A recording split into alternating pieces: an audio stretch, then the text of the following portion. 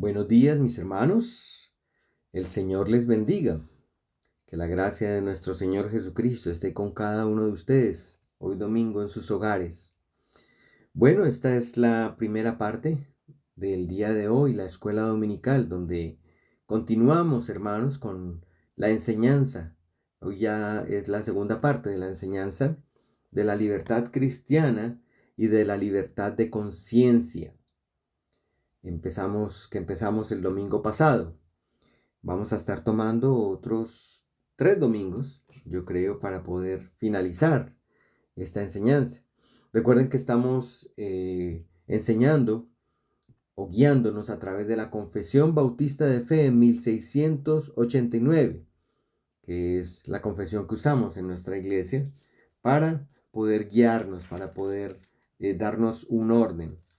Como siempre lo he repetido, las confesiones no son inspiradas ni inerrantes, no son palabra de Dios, son simplemente una ayuda que nos permite a nosotros mantener un orden, mantener agrupadas las enseñanzas de manera sistemática de las Sagradas Escrituras para que lo usemos como una herramienta para que la iglesia no se aparte, para que la iglesia siempre mantenga las enseñanzas y las doctrinas dentro del seno de la misma iglesia. Muy bien, vamos a darle las gracias a nuestro Señor en oración, mis hermanos, primeramente, y luego pues damos paso a la enseñanza de hoy. Les pido por favor que inclinemos nuestros rostros y cerremos nuestros ojos y dirijamos esta oración a nuestro Señor. Oremos, amado Señor, Padre nuestro que estás en los cielos, santificamos y bendecimos tu nombre en esta mañana de domingo. Y Señor, rogamos en el nombre de Jesucristo que tú seas propicio, Señor, a nosotros, que tú nos asistas en esta enseñanza de escuela dominical, Señor.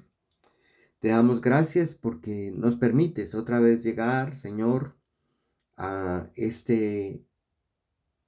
enseñanza, nos permites llegar a este momento donde podemos, Señor, como familias, como iglesia tuya, disponernos en nuestra mente, corazón, todo nuestro entendimiento, nuestra atención para escuchar las sagradas escrituras, las enseñanzas que tú quieres darnos el día de hoy. Señor, gracias, te bendecimos por eso. Bendecimos tu santo nombre porque esta semana que ha pasado, Señor, tú nos has sostenido, nos has dado, Señor, de tu gracia, tu misericordia, nos has tratado con mucho amor, como siempre.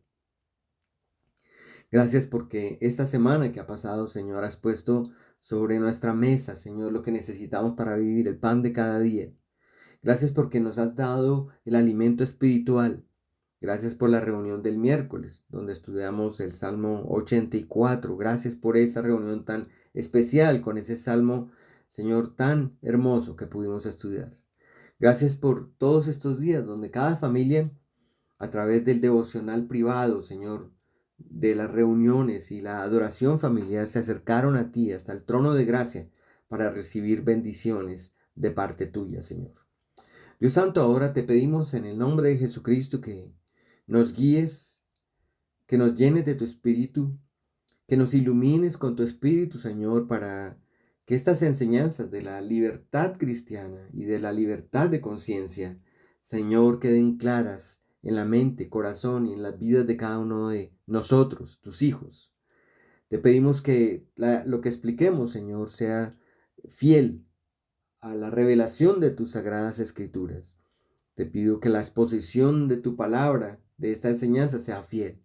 Y te ruego, Señor, que, Señor, animes a mis hermanos, a las familias que están escuchando, para que todos juntos podamos tener esta disciplina de buscarte en oración, de buscarte a través del estudio de las Sagradas Escrituras y la lectura de las mismas. Todo esto te lo pedimos, oh Padre, en el nombre de Jesucristo, Señor, en el nombre de Jesús, el Salvador, el Rey, nuestro Señor y Salvador. En el nombre de Él oramos. Amén. La semana pasada, hermanos, comenzamos esta enseñanza de la libertad cristiana. Esa fue una enseñanza que comenzamos a explorar desde hace 8 días. Hoy vamos a continuar, como les dije, la enseñanza y simplemente quiero leer el primer párrafo de la confesión de fe sobre este tema y hoy vamos a culminar ya este párrafo. Recuerden que son 3 párrafos o 3 partes de esta enseñanza. Hoy terminamos la primera. Luego vamos a, como les dije, a tomarnos otros domingos para poder ahondar en las siguientes. Voy a hacer esta lectura, aquí la puse en la presentación. Les pido que por favor la sigan conmigo, dice así. La libertad que Cristo ha comprado para los creyentes bajo el Evangelio consiste en su libertad de la culpa del pecado, de la ira condenatoria de Dios y de la severidad y maldición de la ley, y en ser liberados de este presente siglo malo, de la esclavitud a Satanás y del dominio del pecado, del mal de las aflicciones, del temor y aguijón de la muerte, de la victoria sobre el sepulcro y de la condenación eterna. Y también consiste en su libre acceso a Dios y en rendirle obediencia a Él, no por un temor servil, sino por un amor filial y una mente dispuesta. Todo esto era sustancialmente aplicable también a los creyentes bajo la ley, pero bajo el Nuevo Testamento la libertad de los cristianos se ensancha mucho más, porque están libres del yugo de la ley ceremonial a que se estaba sujeta la iglesia judía, y tienen ahora mayor confianza para acercarse al trono de gracia y tienen una comunicación más plena con el Espíritu libre de Dios que ordinariamente tenían los creyentes bajo la ley. Esos 2 párrafos entonces es la primera parte que estamos exponiendo y la semana pasada comenzamos a hablar sobre lo que dice el primer párrafo, que es lo que se conoce como la libertad cristiana descrita negativamente, digamos, descrita de lo que nos libró nuestro Señor Jesucristo. Y con esto en mente, la semana pasada vimos que Cristo nos rescató, nos libró de 3 cosas. Nos libró de la severidad y la maldición de la ley. Él nos libró, nos rescató de la culpa del pecado y del poder del pecado. Y por último vimos que que nuestro Señor Jesucristo nos rescató, nos libró de la ira condenatoria de Dios. Ahora nosotros vamos a explorar otro aspecto en el que podemos ver cómo el Señor nos libra a nosotros, nos libró, cómo el Señor nos rescató, también de una forma descrita, desde una perspectiva negativa, cómo nos rescató, nos hizo libres del presente siglo malo y de la esclavitud de Satanás, añadiéndole a las 3 que ya aprendimos la semana pasada. Entonces, hermanos, esto, como lo dice la confesión, es bastante claro. Jesucristo nos rescata y nos rescató y nos rescata de este mundo presente dominado por el mal. Y este rescate es algo que no solamente se queda en un momento del tiempo, sino es algo que va ocurriendo progresivamente en nuestra vida. Y no se va a completar hasta que llegue el día final, como lo escribí aquí, hasta que la trompeta final, anunciando el día final, haya sido tocada. Y también ocurre cada vez que un pecador es sacado de las tinieblas. Allí el Señor nos libra de este presente siglo malo y de esa esclavitud de Satanás. Entonces, cuando un pecador es sacado de las tinieblas a la luz, y también sucede cuando un santo, un hijo de Dios, un creyente gana su victoria contra el pecado. Eso es lo que ocurre. Por eso el Señor nos libra. Todas estas 2 cosas ocurren es solamente por el poder de Dios, por la obra del Espíritu Santo y claramente sobre la obra y basado en los méritos de Cristo Jesús como nuestro Señor y nuestro Salvador. Bueno, aquí puse una cita que nos puede ayudar mucho a entender cómo somos libres del presente siglo malo y de la esclavitud de Satanás. Dice en Gálatas capítulo 1, si ustedes tienen sus Biblias y si no pueden ver la presentación, lo podemos buscar. Gálatas capítulo 1 del verso 3 al verso 4. Dice allí en la escritura: gracia y paz sean a vosotros, de Dios el Padre y de nuestro Señor Jesucristo. Está saludando el apóstol Pablo, por supuesto. Dice: el cual se dio a sí mismo por nuestros pecados para liberarnos del presente siglo malo, conforme a la voluntad de nuestro Dios y Padre, a quien sea la gloria por los siglos de los siglos. Amén. Bueno, este versículo de una manera explícita nos está diciendo que también Jesucristo nos libra del presente siglo malo.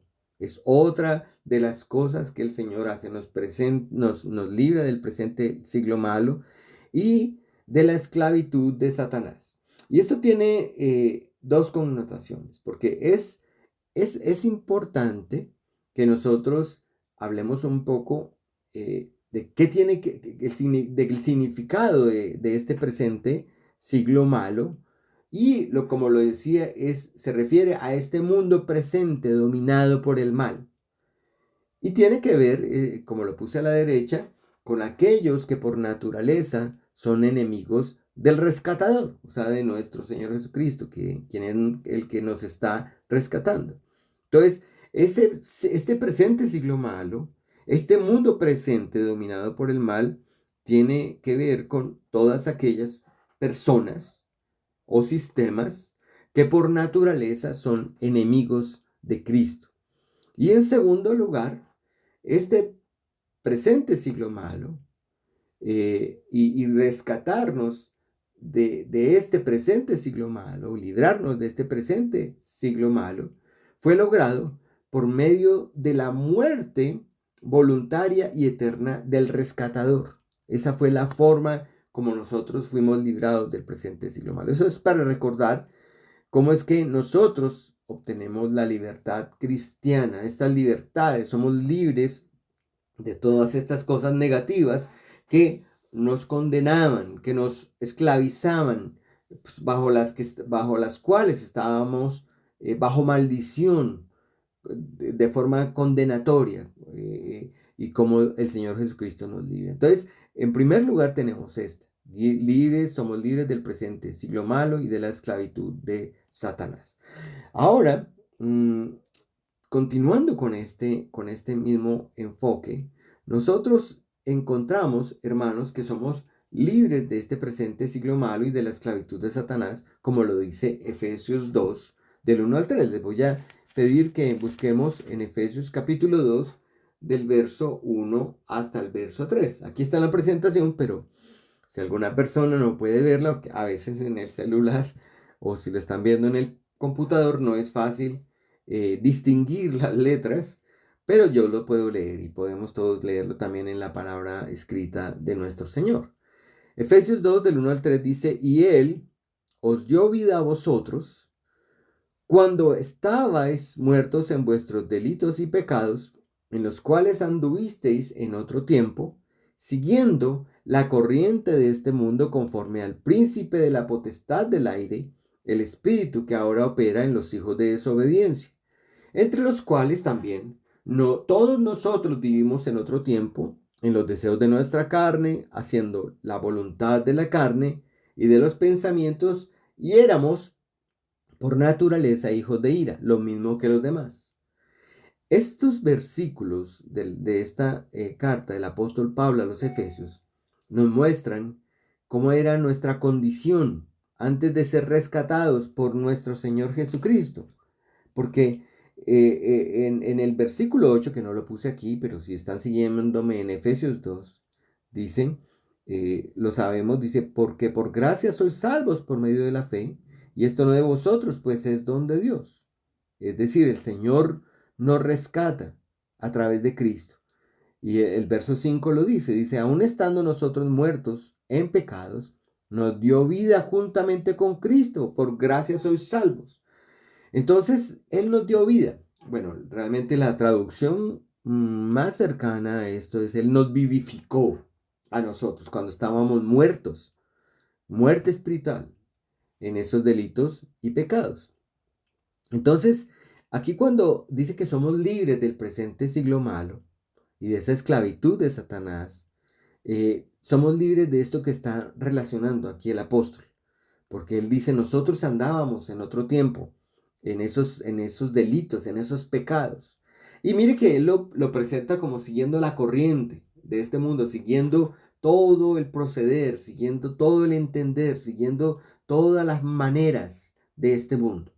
Conforme, aquí llama a Satanás el príncipe de la potestad del aire, y refiriéndose no necesariamente al aire de manera literal, se puede interpretar así de manera figurada también, refiriéndose a que él realmente está aquí con miles de ángeles caídos en esta tierra, dominando y haciendo y dominando a las personas. Entonces, por eso lo dice aquí en el versículo, el espíritu que ahora opera en los hijos de desobediencia, entre los cuales también todos nosotros, dice, vivimos en otro tiempo, y lo habla en tiempo pasado, en los deseos de nuestra carne, haciendo la voluntad de la carne y de los pensamientos, y éramos por naturaleza hijos de ira, lo mismo que los demás. Entonces, era el presente siglo malo, este mundo presente dominado por el mal, era el dominio del enemigo y además nuestros propios deseos. Ahí están, si ustedes se dan cuenta, están claramente señalados los tres enemigos de un cristiano: el mundo, Satanás y nuestra propia carne, los deseos de nuestra propia carne. Tres enemigos que usted puede encontrar con claridad en este texto. El mundo o esta era transitoria, eh, dice aquí en este texto que puse, es lo que sigue apresurándose hacia su fin. O sea, ese es el camino, esa es la corriente, va hacia su fin. Y que a pesar de todos sus placeres y tesoros, porque nosotros vemos en todo este mundo que eso es como el común denominador, los placeres, los tesoros. Allí escribo, no hay nada de valor permanente en el mundo, porque ciertamente hemos venido sin nada cuando nacimos y ciertamente nada nos llevaremos. Eso está hablando de algo que se enseña en las Sagradas Escrituras. Luego, no hay nada de valor permanente en este mundo. Y lo contrario de este mundo, por supuesto, o de esta era presente, claro, es el mundo venidero, como la palabra nos lo enseña, es esa era gloriosa. Y esa era llegará con la consumación de todas las cosas. Allí en Efesios 1:21, aquí puse los textos, pero les pido por favor que los busquemos. En Efesios 1:21 dice, voy a hablar desde el 20, dice, la cual operó en Cristo, resucitándole de los muertos y sentándose a su diestra en los lugares celestiales, sobre todo principado y autoridad y poder y señorío y sobre todo nombre que se nombra no solo en este siglo, sino también en el venidero. Entonces, nosotros encontramos que el Señor gobierna y la obra de Cristo, la obra de nuestro Señor, ese poder que operó sobre Cristo, y la obra está sobre todo principado, ¿sí? Y toda autoridad. Y no, dice no solo en este siglo. Cuando habla de este siglo en las Escrituras, está hablando también de este mundo, de este tiempo presente, de esta era. Y cuando hablamos del mundo venidero, de esa era gloriosa, también hablamos del siglo venidero. Así, esos son los términos que utiliza las Sagradas Escrituras para hacer referencia a esto. Hay otro texto que puse en 1 capítulo 6. Si van conmigo, por favor, 1 capítulo 6. El verso 17 dice así en 6:17. A los ricos de este siglo, dice, manda que no sean altivos ni pongan la esperanza en las riquezas, las cuales son inciertas, sino en Dios vivo, que nos da todas las cosas en abundancia para que las disfrutemos, hablando de lo transitorio de los placeres y los tesoros de este siglo. Y ahí también en 2 de Timoteo, capítulo 4, solo pasen una hojita, y en el capítulo 4, verso 10 dice, eh, porque Demas me ha desamparado, eso es un versículo bastante triste, amando este mundo, y se ha ido a Tesalónica, y Cretense fue a Galacia y Tito a Dalmacia. El apóstol Pablo dando su testimonio de cómo Demas lo había abandonado, dice, y tristemente las palabras que usa, dice, amando este mundo. También en Tito, mire que puse todos estos versos cerca para que pudiéramos encontrarlos. No, bueno, ese no fue el propósito, pero los pusimos casualmente todos cerca. En el 2.12 dice, en Tito, capítulo 2, verso 12 dice, enseñándonos que, renunciando a la impiedad y a los deseos mundanos, vivamos en este siglo, en este mundo, sobria, justa y piadosamente. Estos versículos, si recordarán, nos enseñan que la gracia es dinámica, que la gracia actúa, no es estática, sino que la gracia de Dios nos enseña. Y en el versículo que acabamos de leer dice que nos enseña a cómo, a que renunciemos a la impiedad. Es decir, que vivamos piadosamente y que renunciemos también a los deseos mundanos y que vivamos en este mundo, en este siglo, en esta era, sobria, justa y piadosamente. Eso es la enseñanza. Entonces, quiero que note las palabras que leíamos en Efesios 2, del 1 al 3, palabras como la corriente de este mundo, el espíritu que opera o que actúa, ¿sí? En los hijos de desobediencia, porque esa es la labor del enemigo, operar, actuar sobre los hijos de desobediencia. Hay una acción continua de Satanás en este mundo. Entonces somos libres de este presente siglo malo, de esta era y de la esclavitud, de esa operación, de ese actuar de Satanás sobre nosotros. Mire, también puse otra cita en Colosenses 1.13, dice, el cual, el apóstol Pablo, haciendo relación a esta enseñanza, dice, el cual nos ha librado de la potestad de las tinieblas, hablando por supuesto de nuestro Señor Jesucristo. Jesucristo nos ha librado de la potestad de las tinieblas y trasladado al reino de su amado Hijo. Entonces somos libres de eso, hermanos. Qué cosa tan maravillosa. Somos libres de la potestad de las tinieblas. Y puse otra cita en Hechos 26:18, ahí la pueden ver. Y dice y estaba hablando el apóstol Pablo de su llamado, cuando Cristo lo llama al ministerio. Recordarán en Hechos 9, él hace este relato unas 3 veces en el libro de los Hechos, donde se lo hace Lucas, el doctor Lucas, pero él cuenta este relato 3 veces. Pero en este capítulo 26 específicamente, en el verso 18, él nos muestra el propósito por el cual lo llamó el Señor. Y él dice allí, él me llamó para abrir los ojos de los gentiles, para que se conviertan de las tinieblas a la luz y de la potestad de Satanás a Dios, para que reciban por la fe que es en mí, perdón de pecados y herencia entre los santificados. Aquí está hablándole Jesucristo a él, ¿sí? Entonces la labor de él era precisamente que las personas salieran de las tinieblas hacia la luz y salieran de ese dominio, de esa esclavitud de Satanás hacia Dios, y para que por fe recibieran en Cristo el perdón de los pecados y la herencia que tenemos todos los creyentes entre los santificados. Entonces, en la Biblia encontramos, hermanos, claramente que nosotros somos libres de este presente siglo malo y de la esclavitud de Satanás. Ahora, cuando estamos mirando esta libertad cristiana, hermanos, y explicando cada uno de estos temas o de estas cosas de las que nosotros hemos sido libres, la intención de esto, al explicarlo en la escuela dominical, es que todos podamos meditar en esto y podamos ver que nosotros ya no estamos esclavizados, hermanos, y que vivamos una vida cristiana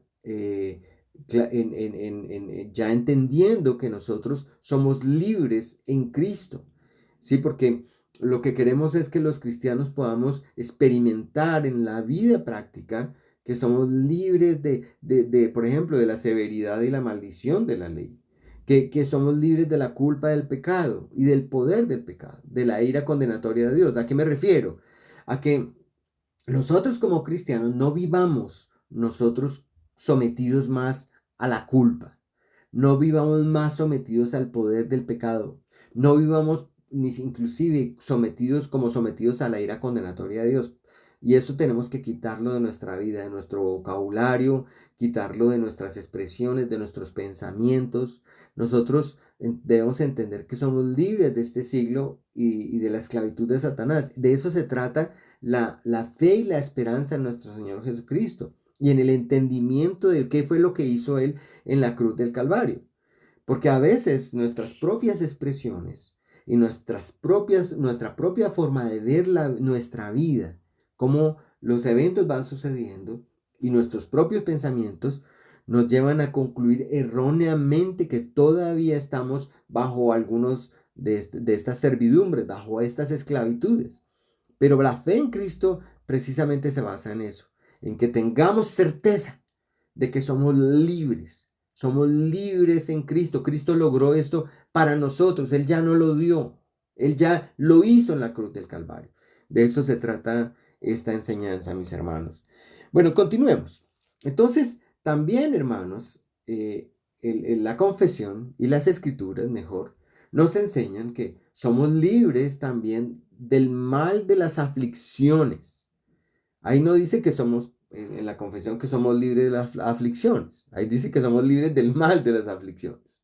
Entonces yo quiero que entendamos esto y que miremos por un momento un texto que me parece muy especial, que está allí, lo puse Romanos capítulo 8, verso 28. Ese texto dice, y sabemos que a los que aman a Dios, todas las cosas les ayudan a bien. Esto es, a los que conforme a su propósito son llamados. Y quiero explicar un poco esto, para comprender cómo somos libres del mal de las aflicciones. Primero que yo quiero señalar que en este texto de Romanos, capítulo 8, verso 28, el apóstol Pablo comienza diciendo en este versículo, todas las cosas ayudan a bien. Y no está hablando de solo algunas cosas ayudan a bien, sino todas las cosas. Pero entonces, como lo puse allí, lo primero que tenemos que resolver es a quiénes todas las cosas les ayudan a bien. Y la respuesta que da el apóstol allí es a los que aman a Dios. A los que aman a Dios. Y al final del mismo versículo dice que conforme a su propósito son llamados. Entonces, a qué personas son las que todas las cosas les ayudan a bien? Ya resolviendo esto, nos queda claro que se refiere a los cristianos, a los que amamos a Dios. Pero tenemos que recordar algo que está allí en Primera de Juan, el capítulo 4, verso 19, que es una verdad que no se nos puede olvidar a nosotros. En el capítulo 4, verso 19, Primera de Juan dice, nosotros le amamos a Él, por supuesto, porque Él nos amó primero.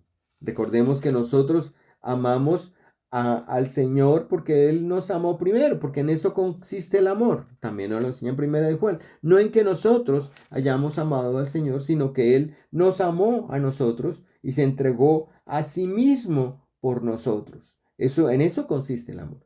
Entonces, este versículo 19 nos vuelve a recordar esa verdad. Nosotros le amamos porque Él nos amó primero. Entonces, cuando el apóstol aquí en Romanos 8, 28 está diciendo que todas las cosas les ayudan a bien a los cristianos, son los que amamos a Dios. Y somos también los que somos llamados, es decir, Dios fue el que nos llamó.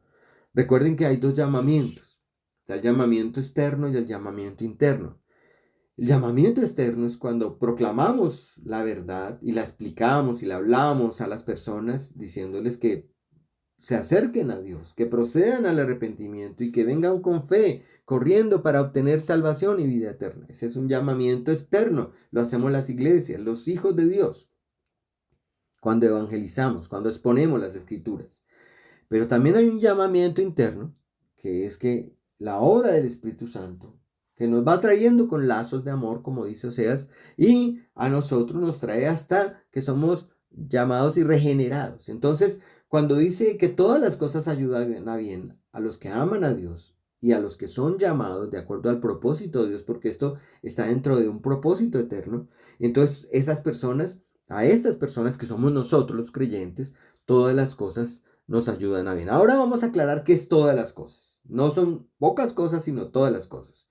Cuando uno mira cualquier comentario bueno de Romanos, se da cuenta que este versículo 28 no se puede explicar por fuera del contexto de todo el capítulo 8. Tiene que entenderse claramente el capítulo 8 desde el verso 1 hasta el verso 27. Y todas las cosas en parte tienen que ver con todo lo que viene hablando el apóstol Pablo en estos versículos previos. Pero yo quise poner aquí a la derecha tres grupos de cosas de las que nosotros, o cosas a las que nos ayuda a bien, todas las cosas que nos ayudan a bien. Entonces, la primera tiene que ver con la prosperidad, pero también tiene que ver con la adversidad. O sea, y tiene que ver con el gozo, pero también tiene que ver con la felicidad. Tiene que ver con el sufrimiento, pero también tiene que ver con la tristeza. No solamente cuando uno habla de que todas las cosas ayudan a bien, no solamente, o no significa, perdón, que simplemente nosotros no vamos a tener adversidad o que nosotros no vamos a tener tristeza y sufrimiento. Realmente lo que está diciendo que somos libres del mal de las aflicciones es que en todas esas cosas van a ser para bien de los cristianos, de los hijos de Dios, tanto la adversidad como la prosperidad, el gozo y la felicidad, como el sufrimiento y la tristeza.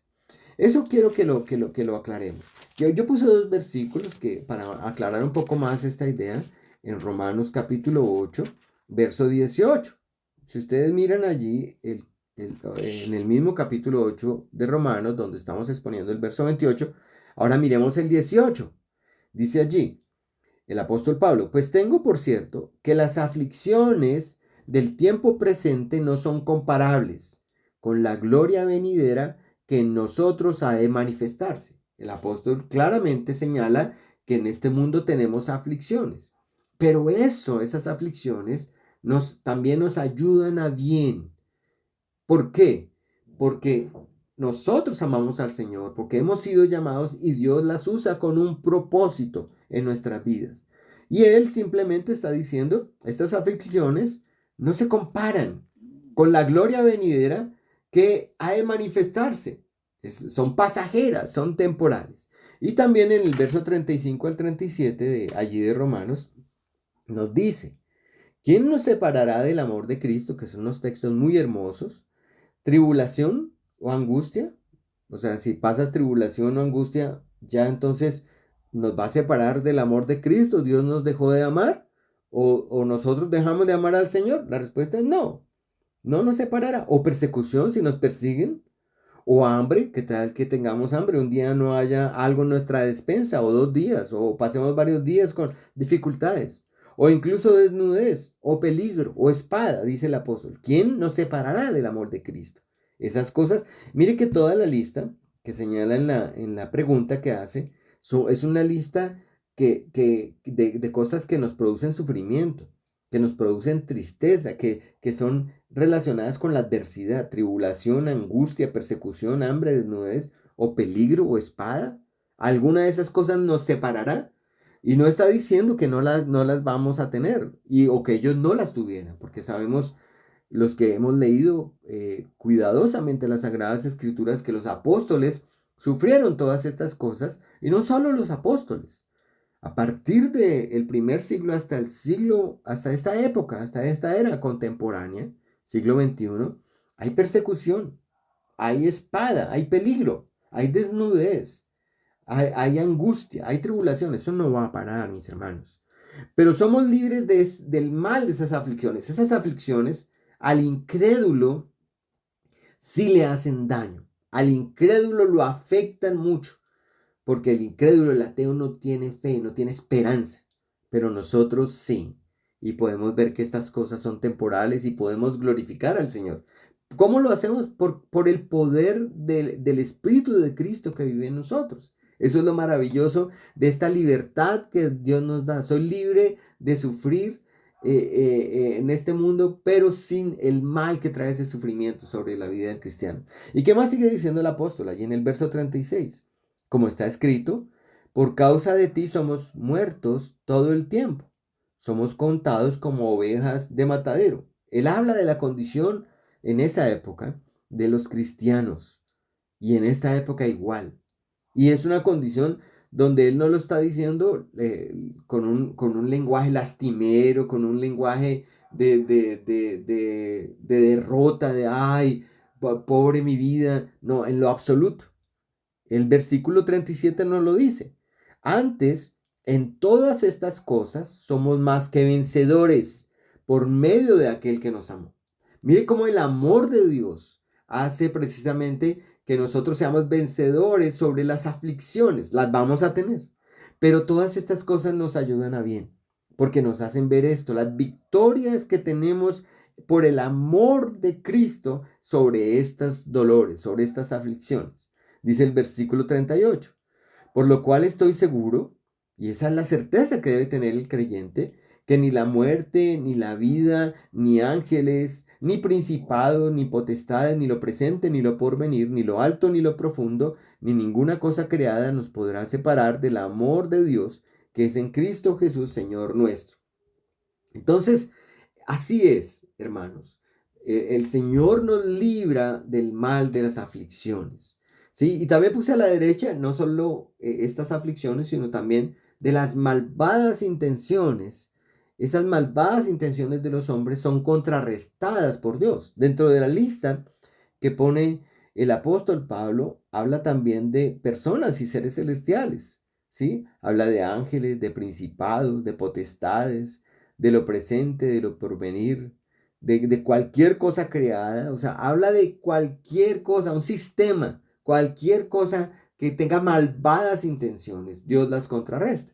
Y aquí puse un texto que lo recordamos siempre en Génesis capítulo 50, verso 20, el final de la historia de José.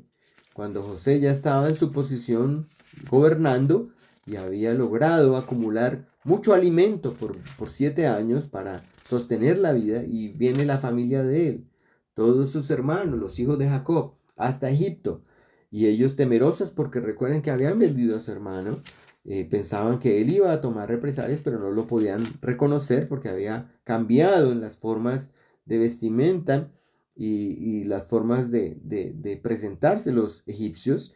Y dice en ese verso 20, cuando ya sus hermanos están enfrente de José, les dice, vosotros pensasteis mal contra mí, mas Dios lo encaminó en bien para hacer lo que vemos hoy, para mantener en vida a mucho pueblo.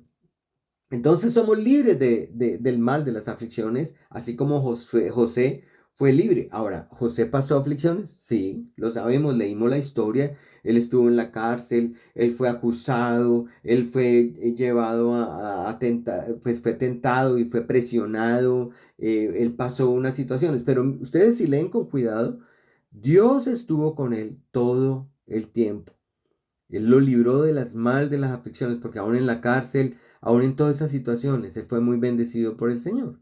Entonces, Dios nos libre de esas malas intenciones, son contrarrestadas por Dios. Ahora, es importante anotar que algo que tiene que ver con la soberanía de Dios, con su decreto eterno y con que Dios gobierna el universo desde la eternidad, y es que claramente en este versículo 20 no está mostrando simplemente que Dios responde, está esperando responder a los pecados de los hombres o a las malas intenciones de los hombres, y que esto sea una respuesta de Dios a lo que los hermanos de José hicieron.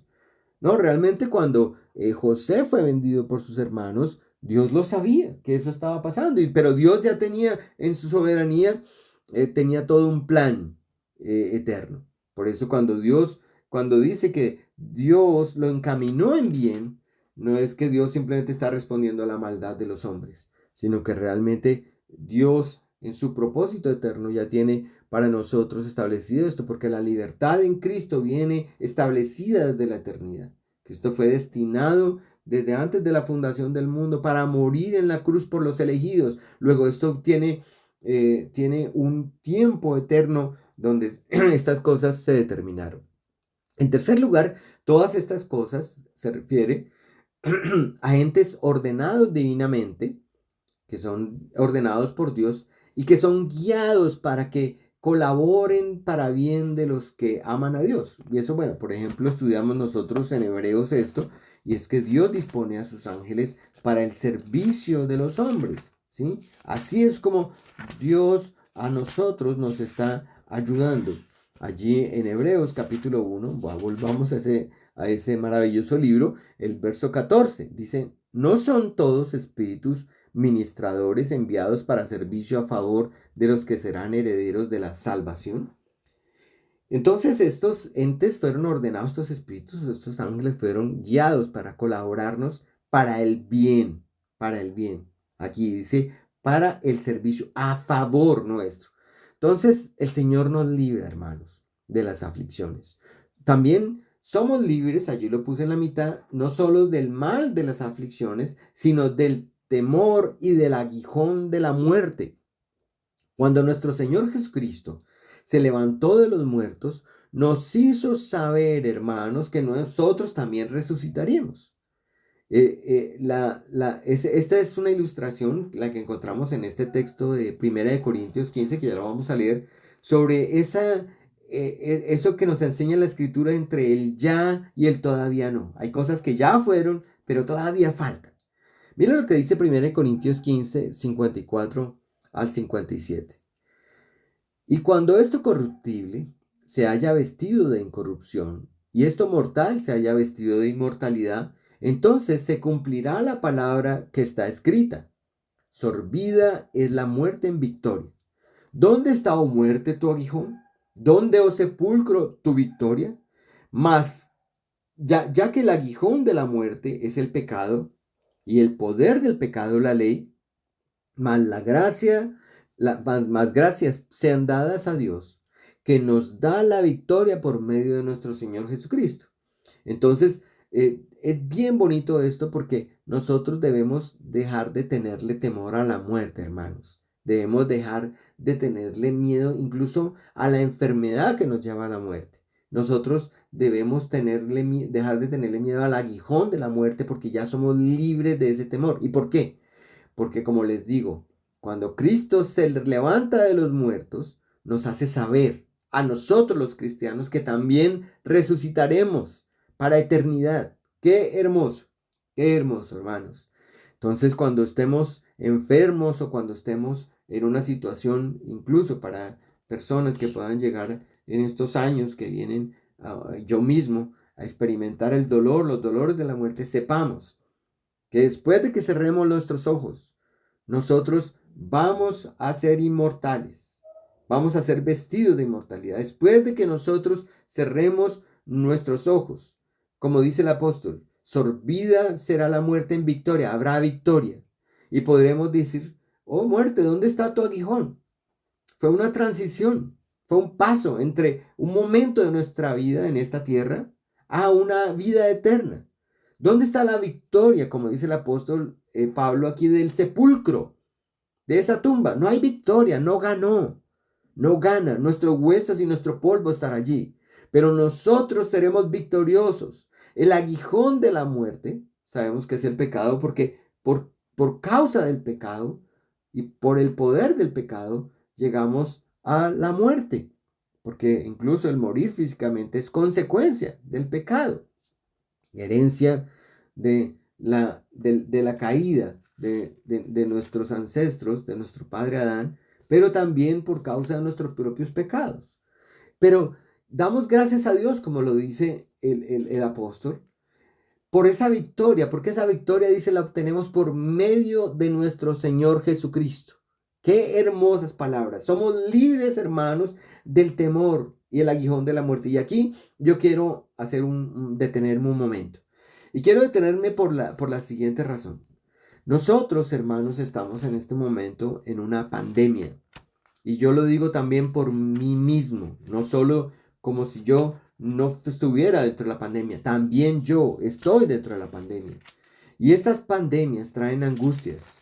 Estas pandemias han traído, sobre todo al pueblo de Dios, temores y han traído cosas de ese tipo. Pero nosotros, hermanos, como lo dice estas palabras, estas escrituras que estamos estudiando, nosotros debemos, hermanos, entender que somos libres de ese miedo, de ese aguijón a la muerte, y debemos orar al Señor y pedirle que nos dé fortaleza, que nos dé ese entendimiento y esa paz para entender que seremos vestidos de inmortalidad aunque muramos. Sí, aunque Dios no nos quiera librar de esta enfermedad o de cualquier otra, que tengamos esa paz. Cerremos nuestros ojos y digamos, Señor, dame paz en mi corazón, porque tú lograste la paz. Tu Hijo, muriendo en la cruz, realmente nos dio esa paz y esa esperanza de que seremos vestidos de inmortalidad. ¿Qué le tienen miedo a las personas? Al sufrimiento, al dolor, a que me duela, que me duela por un tiempo prolongado. Tenemos miedo, incluso tenemos miedo de los que aportamos o los que sostenemos nuestros hogares y tenemos hijos pequeños, tenemos miedo de que ellos puedan de pronto quedarse sin recursos o puedan quedarse en dificultades en lo que les resta de su vida. Pero ahí es donde nosotros tenemos que confiar. Tenemos que confiar que nuestro Dios nos da la victoria y que nuestro Señor es grande, poderoso, misericordioso y que el Señor nos ayuda en todas las cosas que nos ayudan a bien y que somos libres de ese temor. Esa es precisamente la libertad que Cristo nos da y es una libertad que nosotros en la práctica debemos aprender a experimentar. Vencer ese miedo confiando en Cristo. Por eso es que cuando decimos hay que confiar más en el Señor, es confiar en eso. Miren lo que dice Isaías 25:8. Qué hermosas palabras del profeta, hablando sobre lo que haría el Mesías. Dice, destruirá la muerte para siempre y enjugará Jehová el Señor toda lágrima de todos los rostros y quitará la afrenta de su pueblo de toda la tierra porque Jehová lo ha dicho. Destruirá la muerte. La muerte no tiene la victoria y no la tendrá ni sobre nuestra vida, ni sobre la vida de nuestras esposas o esposos, ni sobre la vida de nuestros hijos. La muerte para el creyente es una transición, es un paso a una vida de inmortalidad donde seremos vestidos de inmortalidad. Esa es nuestra esperanza.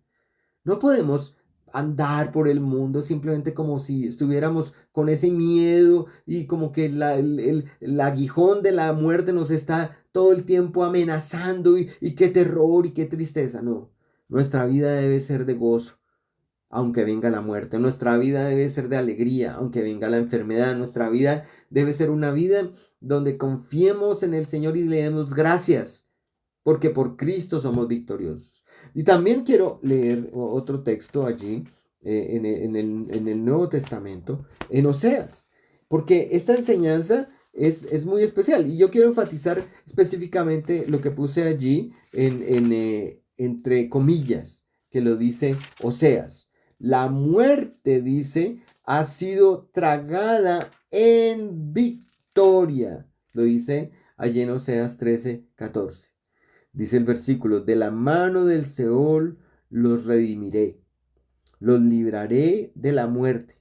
Oh muerte, yo seré tu muerte y seré tu destrucción. Oh Seol, la compasión será escondida de mi vista. Eso es lo que ocurre. La muerte será tragada en victoria. El Señor nos redimirá, nos librará de la muerte. Y mira lo que las palabras de Oseas tan hermosas. Dice, oh muerte, yo seré tu muerte. Dios será la muerte de la muerte y será la destrucción de la muerte. Y Dios, mire que en los dos versículos, tanto Isaías como Oseas, hablan de precisamente lo que Dios logra la victoria y Él enjugará nuestras lágrimas. ¿Por qué enjugará nuestras lágrimas? Porque todas esas cosas traen dolor, traen emociones tremendas en nuestra vida. Entonces, hermanos, haciendo un resumen, somos libres del presente siglo malo y de la esclavitud de Satanás. Somos libres del mal de las aflicciones, pero también somos libres del temor y el aguijón de la muerte. Y ahora miremos por último la libertad cristiana, pero ahora descrita positivamente. Ya miramos todos estos temas negativamente, ahora miremos esa libertad descrita positivamente en último lugar. Entonces, en este texto que yo he puesto, tenemos la parte positiva. Cristo logra que nosotros tengamos libre acceso a Dios para rendirle obediencia, para rendirle obediencia. Mira lo que dice Efesios 2:18, que es un texto que puse allí en la presentación. Dice, porque por medio de él los unos y los otros tenemos entrada por un mismo espíritu al Padre. Eso es lo que logró Cristo.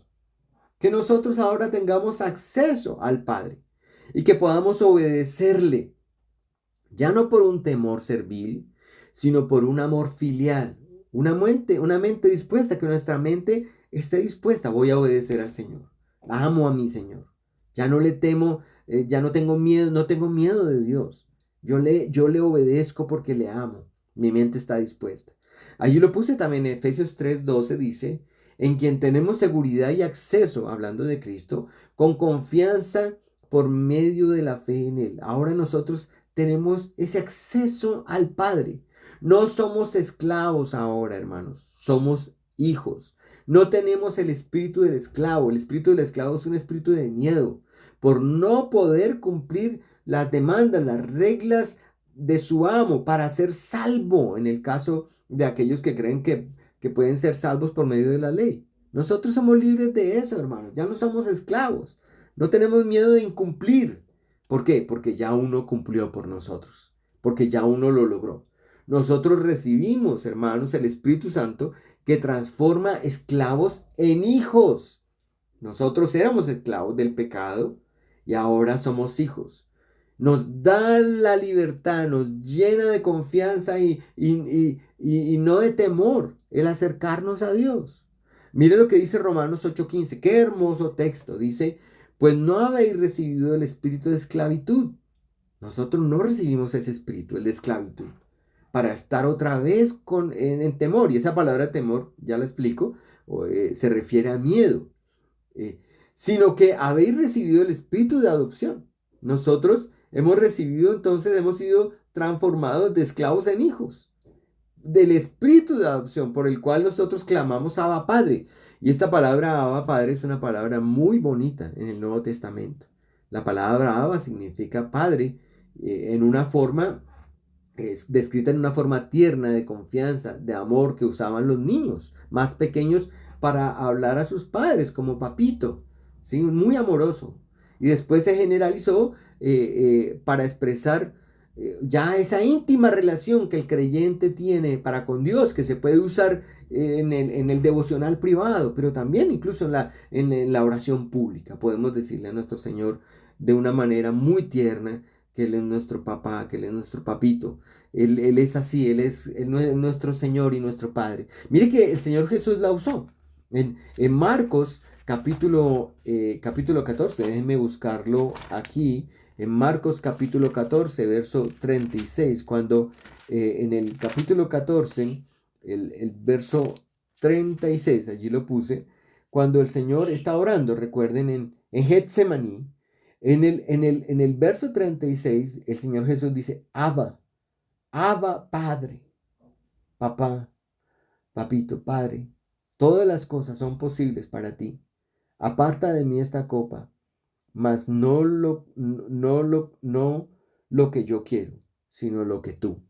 El Señor Jesús, en su amor tremendo a su Padre, Él lo expresa de esta manera. Y nosotros ahora tenemos libre acceso a Dios. Nos podemos dirigir a Él con todo respeto y reverencia, con amor, teniendo la confianza de que el Señor nos escucha a nosotros, de que el Señor está allí atento. ¿Y saben por qué? Por medio de nuestro Señor Jesucristo. Esa es la confianza que tenemos. Y eso es la intención de estas clases, mi hermano. La intención de estas enseñanzas es que nos acerquemos al Señor, que confiemos más en Él. Puse otra cita en Gálatas capítulo 4, verso 6. Dice allí, y por cuanto sois hijos, dice el apóstol Pablo, ya no esclavos, sois hijos, Dios envió a vuestros corazones el Espíritu de su Hijo. El mismo que en Marcos 14:36 le decía, Abba, Padre. Aquí lo repite Pablo. Y por cuanto sois hijos, Dios envió a vuestros corazones el Espíritu de su Hijo, el cual clama, Abba, Padre. Abba, Padre. Qué hermosas palabras. Y este es la última diapositiva de la presentación. Y con esto, hermanos, quiero culminar diciendo estas cosas que están en Primera de Juan 4:18. Dicen en Primera de Juan 4:18, mire, hermanos, en el amor no hay temor, sino que el perfecto amor echa fuera el temor, porque el temor lleva en sí castigo, donde el que teme no ha sido perfeccionado en el amor. Así como la fe, hermanos, y la duda no pueden existir en el corazón de un creyente. Uno no puede tener conviviendo las dos, fe y duda. De la misma manera, el amor y el miedo no pueden existir en un creyente, no pueden convivir, no tienen nada en común. Nosotros vivimos en fe y no en duda. Nosotros vivimos en amor y no en miedo. Mire, la palabra temor tiene dos significados. Una es alarma, miedo, que es de la que está hablando este versículo, y otra es reverencia, respeto. Pero aquí el uso es el primero.